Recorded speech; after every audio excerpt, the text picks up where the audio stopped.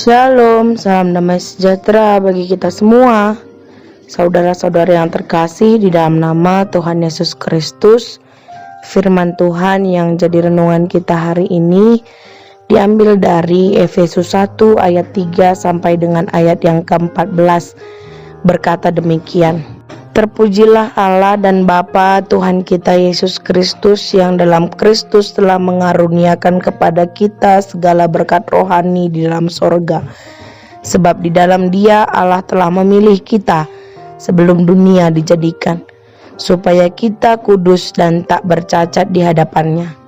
Dalam kasih Ia telah menentukan kita dari semula oleh Yesus Kristus untuk menjadi anak-anak-Nya, sesuai dengan kerelaan kehendak-Nya, supaya terpujilah kasih karunia-Nya yang mulia, yang dikaruniakan-Nya kepada kita di dalam Dia yang dikasihi-Nya.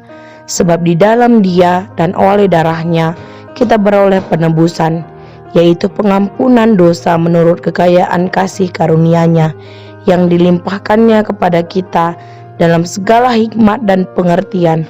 Sebab Ia telah menyatakan rahasia kehendak-Nya kepada kita sesuai dengan rencana kerelaan-Nya, yaitu rencana kerelaan yang dari semula telah ditetapkan-Nya di dalam Kristus, sebagai persiapan kegenapan waktu untuk mempersatukan di dalam Kristus sebagai kepala segala sesuatu, baik yang di sorga maupun yang di bumi.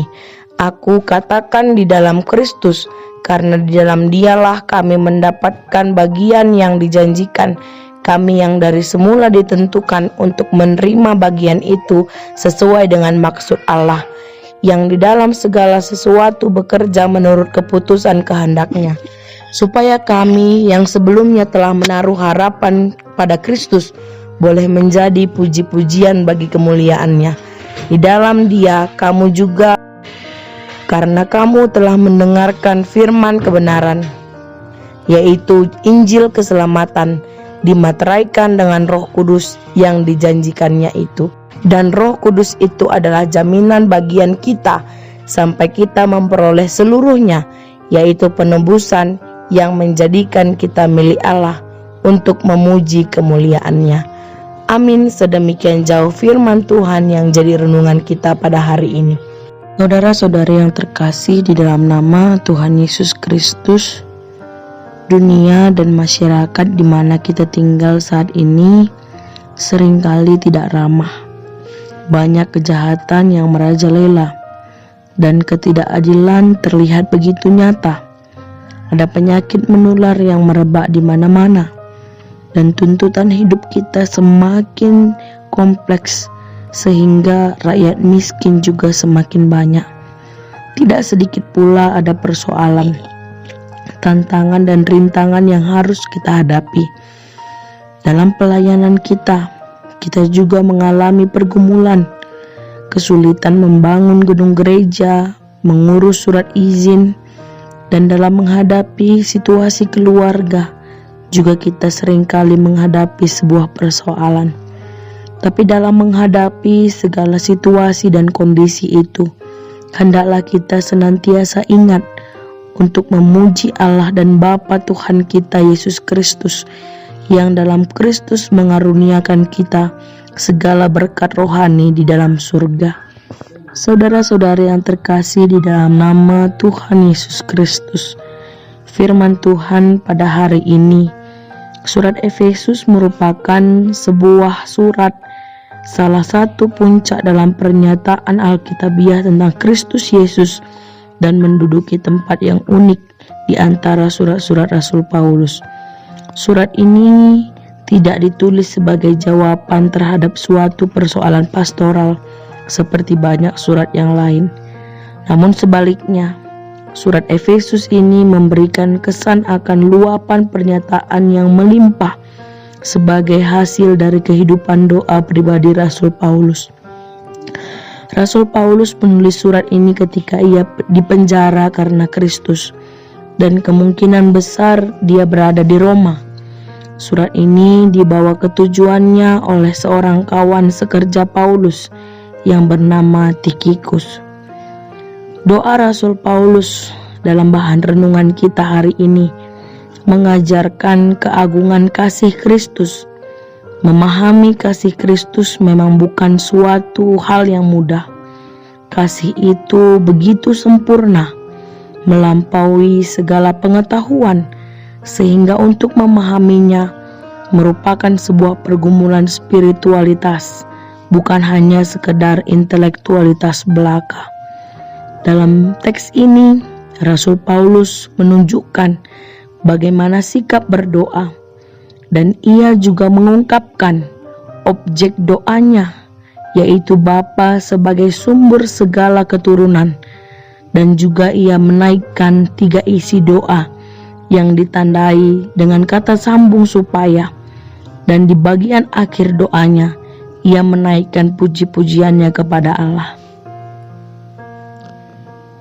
Saudara-saudari yang terkasih di dalam nama Tuhan Yesus Kristus, Paulus mengucap syukur kepada Allah karena Ia telah memberikan kita berkat rohani di dalam surga.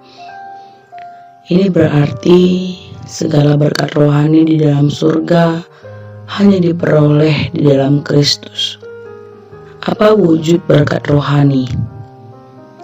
Ada 4 berkat rohani dalam Efesus 1 ayat 3-14 yang jadi bahan renungan kita hari ini.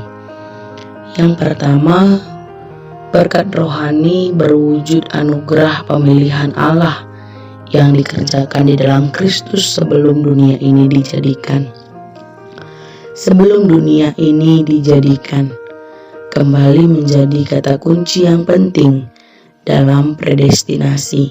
Karena hal ini mengajarkan bahwa pemilihan Allah bukan berdasarkan jasa baik, tapi murni karena kemurahan hati dan anugerah Allah yang berdaulat. Paulus menjelaskan bahwa kita dipilihnya sejak semula supaya kita kudus dan tak bercacat di hadapannya.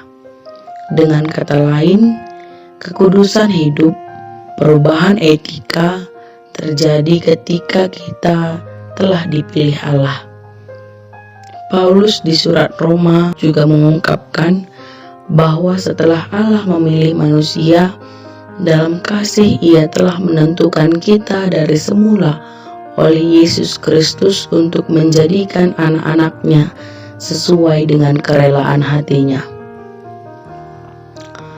Penentuan atau predestinasi ini dilakukan oleh Allah berdasarkan kasih-Nya dan kerelaan kehendak-Nya.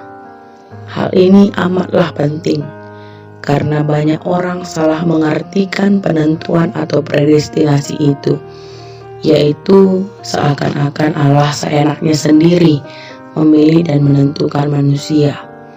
Padahal dalam Alkitab kita menyatakan bahwa Allah menentukan manusia murni berdasarkan kasih-Nya. Allah memilih bukan karena terpaksa, tapi karena kerelaan kehendak-Nya. Dan tindakan keselamatan ini dalam ayat 6 dikatakan, supaya terpujilah kasih karunia-Nya yang mulia yang dikaruniakannya kepada kita di dalam Dia yang dikasihi-Nya. Hal ini berarti bahwa tindakan keselamatan Allah adalah dari Dia, oleh Dia, dan bagi Dia. Berkat rohani yang kedua adalah kita memperoleh pengampunan dosa. Hal ini dijelaskan dalam ayat yang ke-7.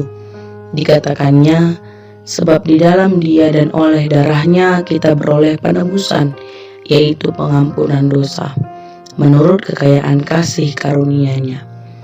Penentuan dari semula dibarengi dengan tindakan penebusan Allah, yaitu dengan mengutus Yesus Kristus untuk menebus dosa umat manusia. Dengan kata lain, Allah Bapa memilih dan menentukan manusia di dalam Kristus. Di dalam Kristus yang diutus oleh Allah Bapa untuk menggenapkan rencana keselamatan Allah Bapa dengan menebus dosa umat manusia. Penebusan ini berarti pengampunan. Pengampunan dosa bisa berarti dibebaskan dan dimerdekakan dari dosa. Dengan kata lain, bahwa penebusan dosa berarti Kita dimerdekakan dari kutuk dosa yang membelenggu kita selama kita masih menjadi manusia lama. Sehingga penebusan Kristus itu sudah cukup menjadi syarat, menjadi sarana untuk meredakan murka Allah, menggantikan dosa umat pilihan manusia, dan merekatkan kembali hubungan Allah yang Maha Kudus dengan manusia yang berdosa.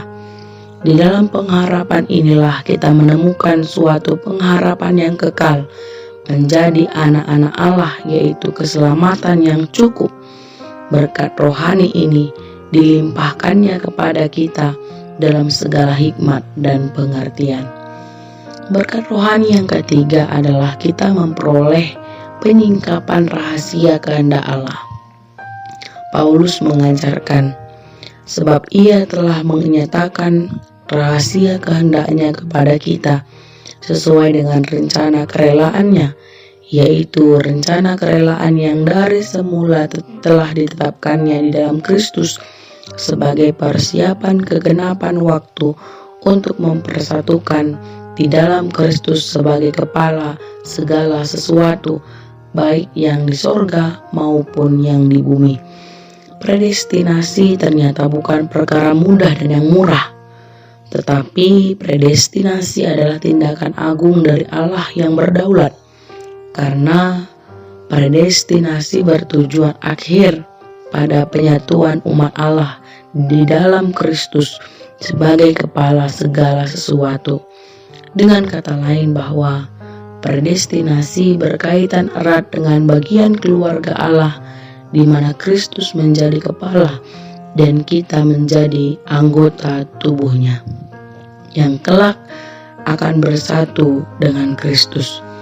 Kristus inilah yang dipaparkan Paulus sebagai sarana umat pilihannya mendapatkan bagian yang dijanjikan Allah, sehingga umatnya hanya menaruh pengharapan satu-satunya kepada Kristus. Dan berkat yang keempat adalah kita memperoleh Roh Kudus, Roh yang dijanjikan, yang dijelaskan Paulus sebagai janji yang diberikan Allah sebagai materai dan jaminan bagi kita untuk memperoleh seluruhnya, yaitu penebusan yang menjadikan kita milik Allah. Dengan kata lain, Roh Kudus menjadi materai dan jaminan keselamatan kita, bahwa kita sudah dilahirbarukan oleh Roh Kudus dan bertobat, percaya di dalam Dia, dan tidak akan binasa sampai selama-lamanya. Karena keselamatan sejati di dalam Kristus adalah hal yang mutlak dan tidak bisa hilang. Roh Kudus menjadi materai dan jaminan keselamatan kita. Menolak ajaran sekali selamat tetap selamat bukan hanya menyangkali ajaran Calvinis, tetapi juga menyangkali berita dalam Alkitab. Dan lebih parah lagi, menghina otoritas Allah yang seolah-olah Allah adalah Allah yang kewalahan ketika manusia murtad dan melawannya.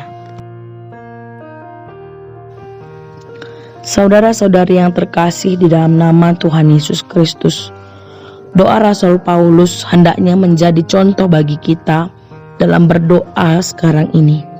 Apakah itu doa pribadi atau doa bagi orang lain atau jemaat? Mengapa dicontoh? Karena doa Rasul Paulus ia mengamini ucapan Yesus Kristus dalam Matius 6 ayat 33. Tetapi carilah dahulu kerajaan Allah dan kebenarannya, maka semuanya itu akan ditambahkan kepadamu. Paulus tidak meminta kekayaan bagi jemaat, tidak meminta harta yang dilipat gandakan, karena jemaat Efesus adalah jemaat yang mampu.